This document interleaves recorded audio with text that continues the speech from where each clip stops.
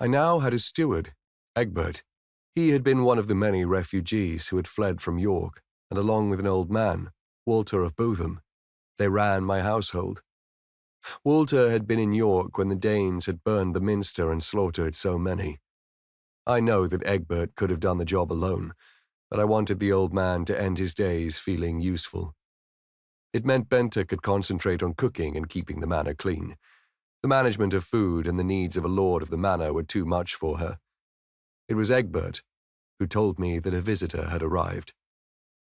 The messenger who came from the king was unknown to me, but the letter he brought had the king's seal upon it, and I opened it immediately. The missive told me that I was needed once more. The summons was not for the men of my manor, but specifically for me.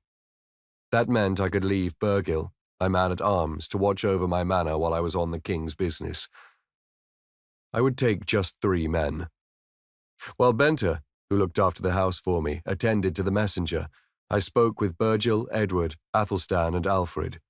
It would be my squire and 2 pueros who would accompany me to dampen these sparks of rebellion. The king needs me in Ely. The Danes, it seems, have stirred up trouble there. A Saxon noble called Hereward has rebelled against the king. Edward frowned. Sir Richard, you almost died at Caestra. Surely the king has others who can fight for him. Ely is many leagues from here. I smiled.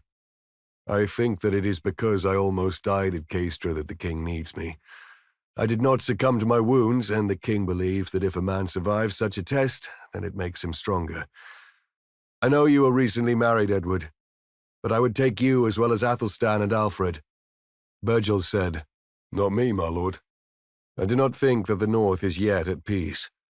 Agatha, widow of Edward the Confessor's nephew Edward the Exile, and her children, Edgar Ætheling and his sisters Margaret and Christina, are all living at the court of King Malcolm. I fear that they may cause mischief in the north. We have done much to make our home safe and secure. It would be foolish to take all the men. The 3 I take will be sufficient. I looked at Edward. If you do not wish to come, I would understand. The 2 pueros will suffice. Edward looked outraged. My lord, I swore an oath to you, and while my brother Edgar was forsworn and fled, I have always tried to make up for his flight. Matilda will understand. She married a warrior, and I have told her my tale. She knows that but for you I might be dead. Whatever life I lead is because of you. I smiled.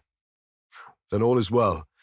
We 3 shall represent my manor in the land of the East Angles,